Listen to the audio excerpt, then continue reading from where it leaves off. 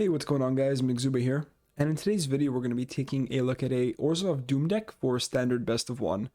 So this is one of my all-time favorite decks. I've been playing a bunch of Esper Doom this season, or at least earlier on, and I wanted to revisit the more classic roots of the deck in ORZHOV Doom.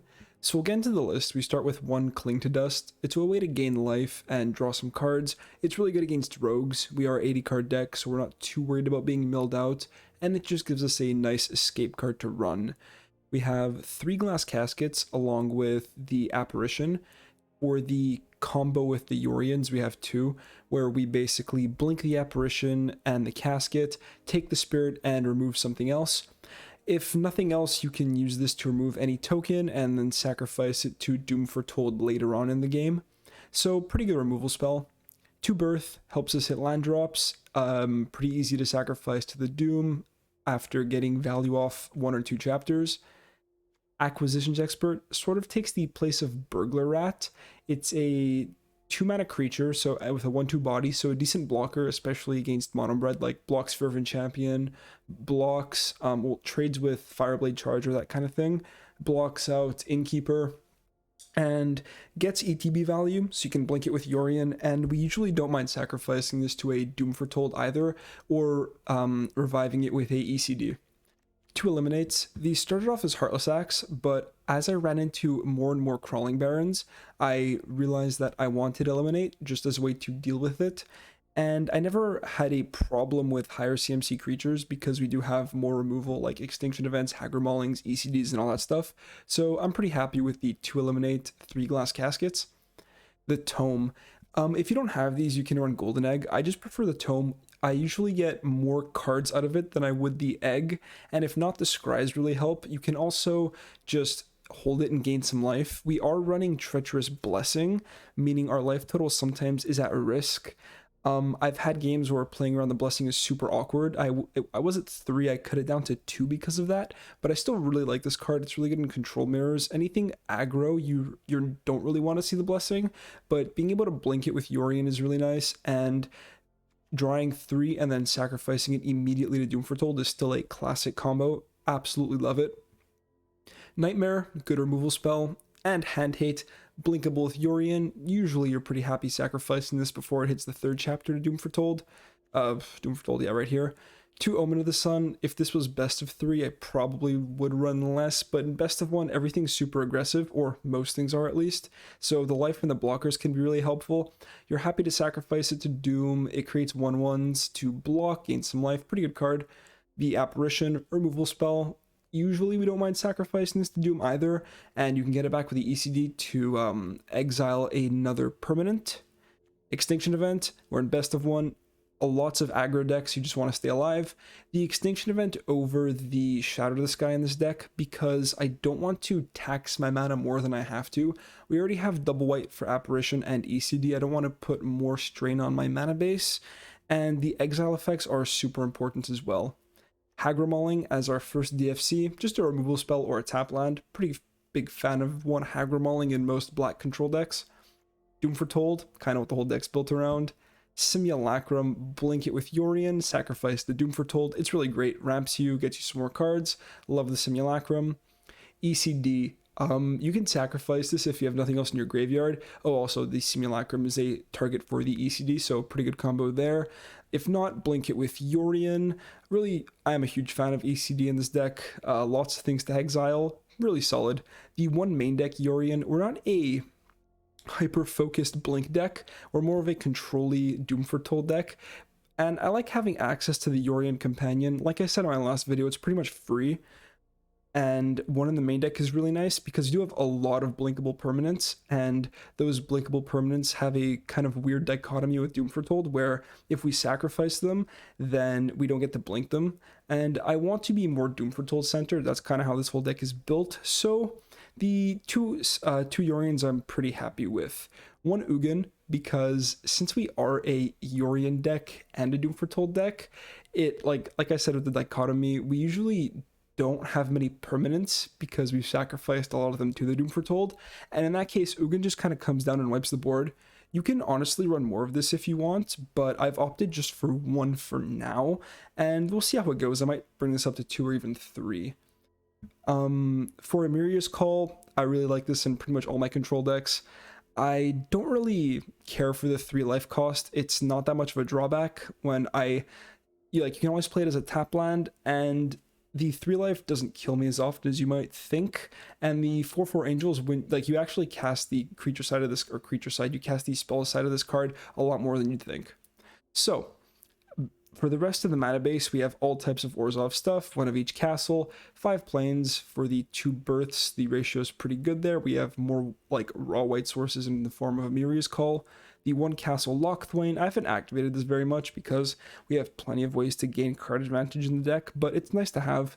6 swamps, Pathway, obviously. The temples and the triome. Triomes here is a cycle land that helps our castles enter untapped, and it also taps for the 2 colors of mana. If you want to run the Mardu one, by all means, whatever you have, there's no stress. 1 Crawling Barrens as a alternate win con. Like I said, I don't want to tax my mana too much, so I don't want to run too many Crawling Barrens. And in the place of the 2nd Crawling Barrens, I have the Field of Ruin. I actually won a game by blowing up someone's 10/10 Crawling Barrens with this thing, so I'm just saying, I'm a pretty big fan of Field of Ruin. I like to tech it in a bunch of control decks. And the Fabled Passage just for mana fixing. So yeah, guys, that's the list. If you guys are enjoying the decks, be sure to drop a like on the video and consider subscribing. The deck list will be in the description down below, and let's get into some games. Alright, on the play, hand seems fine. By the way, season reset to Platinum. A little bit of lag. That always happens when I boot up Arena for my first game, especially when I record. Alright, Gruul, right out the gates. Easy early Gruul. Alright, let's grab a Swamp, because if we find Birth, then we are going to want more planes in the deck. Okay, Event's good, and that makes me want to play out Tome to make sure I can keep hitting land drops. So we'll put a stop and pass. There's no adventure creature you can play on too. Well, that's actually untrue. They might run Rimrock Knights or what's the 2-mana knight? Embereth Shieldbreaker. Yep. Jeez, opponent teched out. Okay, well, that's land. We're not going to be picky. But if they're casting that side of the card, then they're not getting any value off the Innkeeper. Or they're not getting value off playing the creature side. So that's fine. We just play this as a tap land and eliminate the Innkeeper. Seems fine. Just control the board for now. Yep. Untap land. Perfect. Okay. So we're not under lots of pressure, so it's a really good time to go for the Simulacrum. Probably just grab another black source for now. We do need triple white to cast the other side of Amiria's Call, which we have. So I'm not too worried about it. And double Fabled Passage, okay. Explains why the opponent didn't crack it on their turn. But we're feeling pretty good. We have a clean block on the Shieldbreaker, we're holding an event, and a Acquisitions Expert. So we have plenty ways to get card advantage. Alright, what do you have?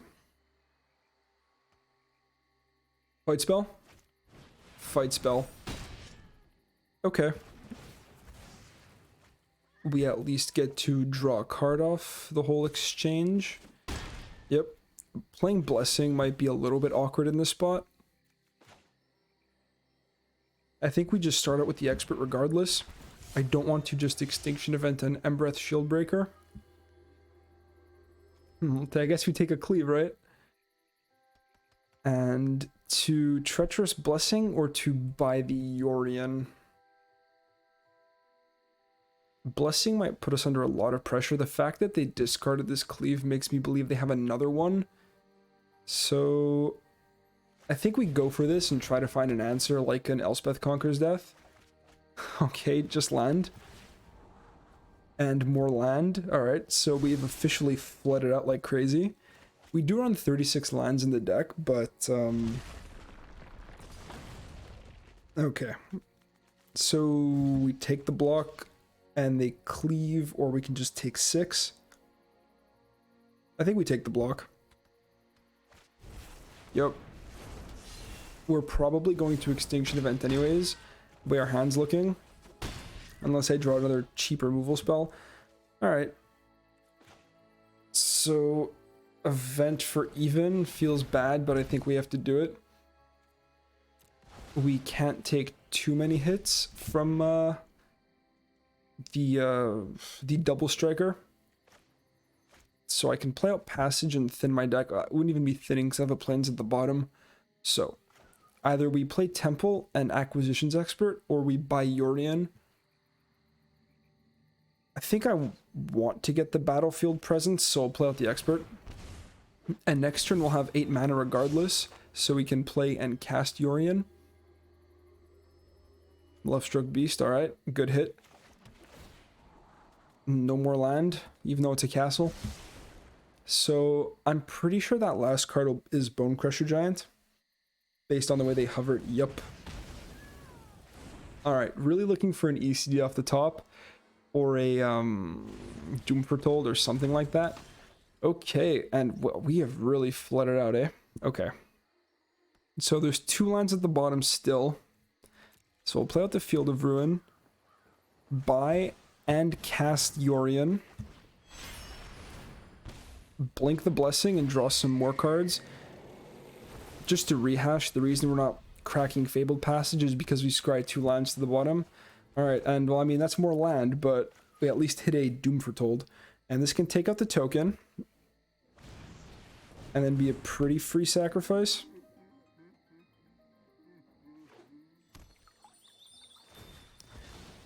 Okay, opponent will... Well, I mean, depends what they equip. Next turn they have to either sacrifice the Beast or the Embercleave. I mean, they suit up the Beast, pass turn, and we find even more land. Okay. So, I can Glass Casket the 1/1. Or I can Glass Casket the Beast and force them to sacrifice the Cleave. I think that's better. So that's what we're going to go for. That also means that if they top deck Henge, they can't play it. Alright, let's play out a land. The reason I play that first is so we hold up Field of Ruin and pass the turn. Nice, Cleave's gone. At least our lands do stuff. Like, this makes 1/1s, this can grow. And the opponent wants to see no more. Okay, so, I mean, they don't know we're holding a handful of lands, but even if we do flood out a little bit more from there, we have the Doom Foretold to make them sacrifice whatever permanent they play. And if they don't play the Bone Crusher Giant, they have to discard this card. And we can, like, we can play the Baron, start growing it, or just make 1/1s to block whatever they play from there. Okay, so 3 lands, Tome, removal spell, Cling. Seems good. This might cost us 3 life, but that's fine. Okay, so maybe Rogues. Yorion, I don't think we take that. We can buy this whenever, and we have no permanence really yet. Alright, so probably Rogues. Yeah, let's pay 3 and get the Tome down. And, okay, so blue-black do nothing so far. Still probably Rogues. Okay, I don't know what I'm scrying for yet. So I guess we don't play anything. Play out Triome and hold up Cling and Tome Draw. If they play a cheap Rogue or a low-power Rogue, then the Nightmare takes it out. And then we get to look at their hand. Alright, Scavenger. Okay, well, Scavenger on 1 is really good for us because it gets taken out by the Nightmare. And I think we still go for it. We can get the Doom Foretold ticking, but I don't really want to sacrifice this Tome. And I can crack this for black if I really want to right now. We still thin the deck, I think. Grab a bit more white. we don't really want to play Cling right now. I could have taken black and then just exiled my own Fabled Passage. Zareth San, okay, interesting. Let's take a drown, I guess. And we can play this out and play the Doom Foretold, and they're gonna have to sacrifice a Zareth. So they kept a pretty risky hand. With no mill and 2 drowns, it's not looking that great for them.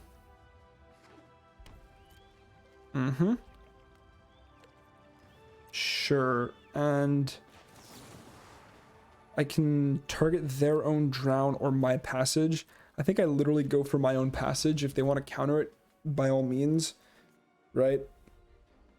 As long as my grave is empty, there's not that much they can do with that drown. And I'm going to sacrifice the Nightmare. I don't really care that much about exiling their yard. So, we can play an empty casket. I think we buy Yorion. And... Oh, I didn't say I had 2 mana. I should have played the Temple. No biggie though, we have plenty of mana.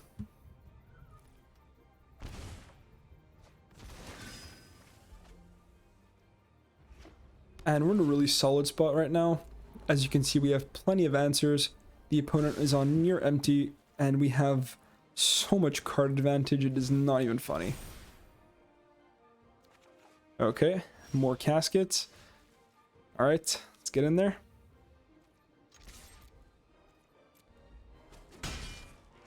So we can play this. I mean, they'll just destroy it, so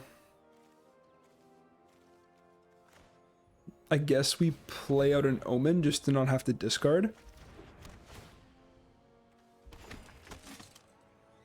And we'll play a tap land. I don't think I'm going to need the mana for anything. Now we're good. We're just looking for ways to get even more and more ahead. And they choose not to remove my tokens. That's also fine. The only reason I'm playing this way is because we know what's in their hand. And I know that I can be super aggressive. Play out land. Get in there. And 3 cards in grave. The opponent can't counter this Doom Foretold. Thieves Guild Enforcer. Okay, nice. So they mill us for a little bit. Then they go to counter it. But can I drown in response? No, I can't. Alright, so that resolves. That's fine. But I mean, I can just go for a casket.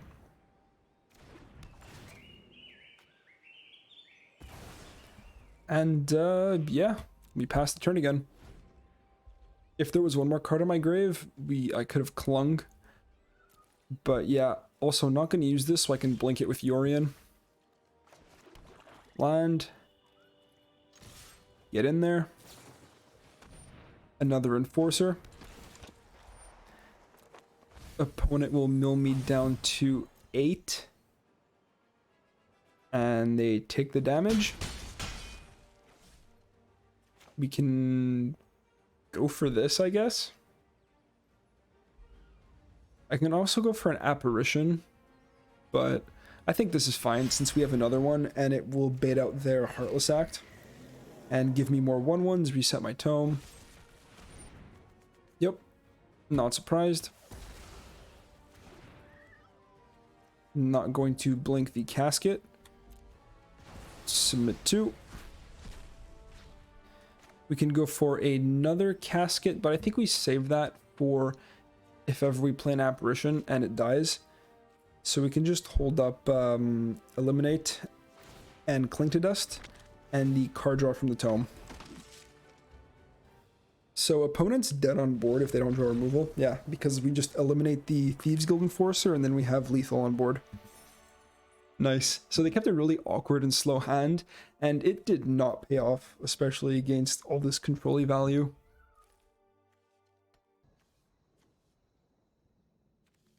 Okay, against Luris, we have a Tome. Double Blessing in the opening hand isn't great. I think I'm going to take a mulligan because we also are on triple tap land. Alright, this is better, I guess. I think we just drop a Birth. Alright, plenty of mana. Maybe I could have dropped a land, but I don't think Birth is it against Luris Rogues. Sure, I'll play this tapped. Get it out of the way. Nothing else to do on turn 1. Pretty good draw, by the way.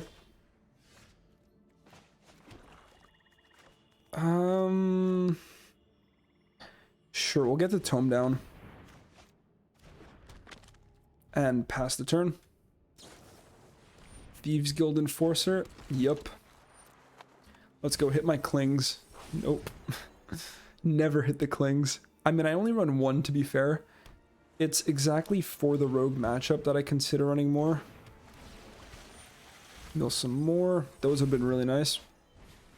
And there's the of 1 mine, so opponents off to the races. Hit me for 1, sure. And we'll see what's on top.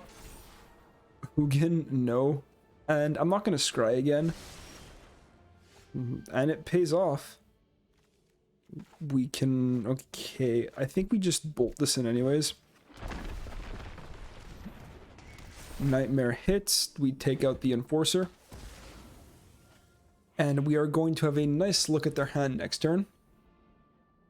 As well as exiling their grave for anything like Call of the Death Dweller, Aghanim Awakening, Luris when it eventually comes down. The 1 ECD, by the way, not great in this matchup, but it, like, when we cast, or when they cast the Luris, we immediately have the answer. Okay, and they buy Luris, so really solid. Alright, 5 cards in grave. I think I want to... I can scry here. I think we do that. Nope. And leave this up in case I want to scry or draw cards. Okay, I'll see what's in the opponent's hand. Into the Story, Aghanim's Awakening. Let's grab the Into the Story. It's their reload. So, I can eliminate this now, and then the opponent won't be able to draw off it. That doesn't seem bad. Or I can play the Birth, but I don't think that's super important. Right now they can Aghanim's and revive their Thieves Guild Enforcer.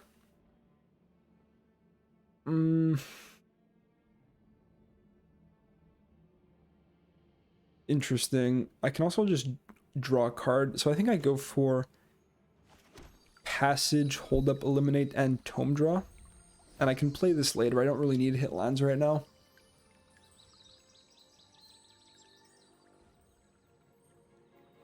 If the opponent's turn is just Aghanim Awakening, then I guess we're pretty happy. Okay, Ruin Crab. Interesting. Well, at least we know everything the opponent's doing. An extinction event for Odd really ruins their day, though. There it was. It's okay, we still have 3 more. Hopefully we get to it. And we'll pass, that's fine. I'm not going to eliminate this. They can draw if they want. Simulacrum is fine. It's good to be in the graveyard because ECD can get it back. So they can Aghanim's Awakening, or they can Luris into Enforcer, which gets super punished by Extinction Event. Yeah, and I think that's what they're going for.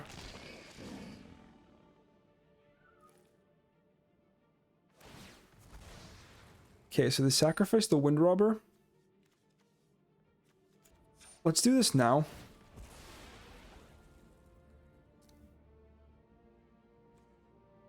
Lane, actually, we'll grab Swamp. And I think I draw regardless. I might hit a Cling to Dust. And I can actually eliminate the Luris right now. And that forces them to flash in their Enforcer.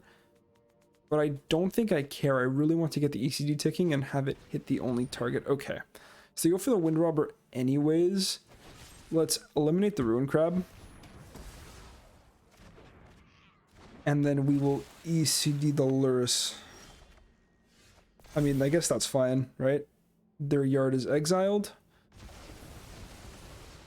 So, I mean, the Lurrus doesn't really get much value anyways. So we can go for... I can go for a black here, and then I can birth for the other white. But I think we just to be safe, we go for this. Take out the Lurrus, and in 2 turns get something back. Opponent draws. Okay, that's a good sign. Also, if they're going to keep milling me, I really want them to hit that Cling. About half my library's gone, so that could be pretty important. Cards we don't want to see into the story. Awakening for 1, yeah, 4 mana, revive a Wind Robber. That's more than okay with me. And if they don't have a swamp, then they can't even hold open Drown. I mean, even if they did have the swamp, this is going to tax them. We don't scry. We might be able to get some value off of our tome. Okay. So we can buy Yorion. We can play the Apparition, which they might just cycle the Wind Robber anyways.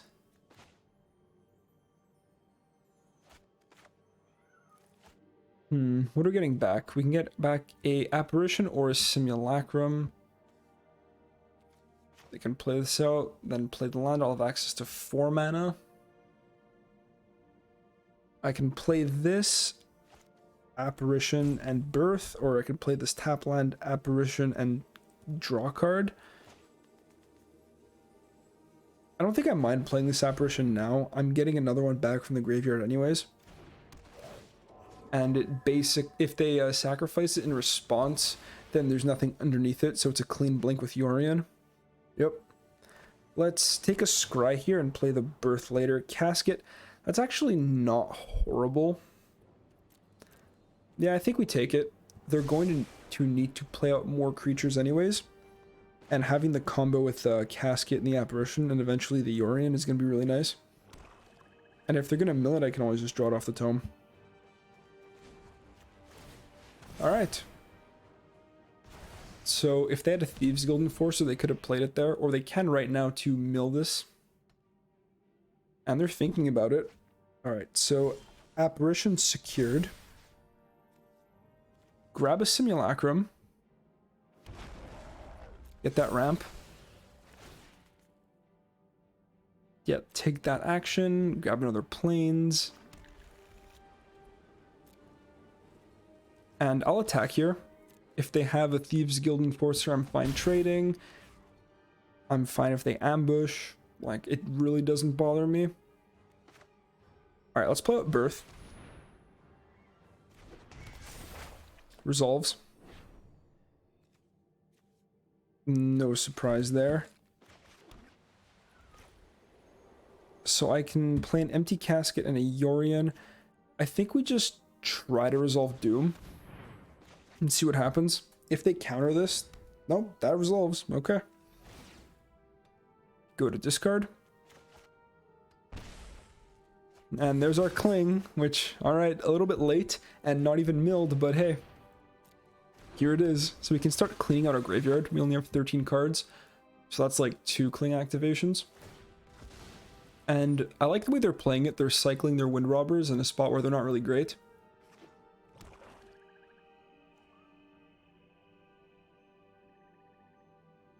So we don't play this now, we wait for their end step because they can Agadeem's Awakening, they can call the Death Dweller, and just as I'm saying, target that Wind Robber. They don't even get it back. Unless they want to drown a Cling to Dust, which that's not where you want to be. Good game. Yeah, GG, man. I never feel too bad about dismantling a Rogues player. The opponent played it pretty well. But, I mean, hey, ORZHOV Doom has the answers sometimes. Feels really good, guys. Alright, guys, and we are back. So, this deck is pretty similar to Esper Doom, but it has a different playstyle where Esper Doom has Dance of the Mats as a huge kind of endgame finisher. This deck's more mid-range and grindy and less super Hail Mary endgame control, but honestly, in Best of One, I think that's okay, right? Like, Dance of the Mats is a really dead draw in the early to mid game against any aggressive matchup, and even having it in your hand can get you killed. But in the late game, it can really take over. This deck doesn't really have that problem. The biggest downside, I guess, is Ugin, and you can always just cut that to have a more lean down control deck, and you can even run more removal if you're facing really hard aggro. Like, you can cut down the Treacherous Blessings, put in another Nightmare, cut down on the Acquisitions Experts, put in more Eliminates, Heartless Axe.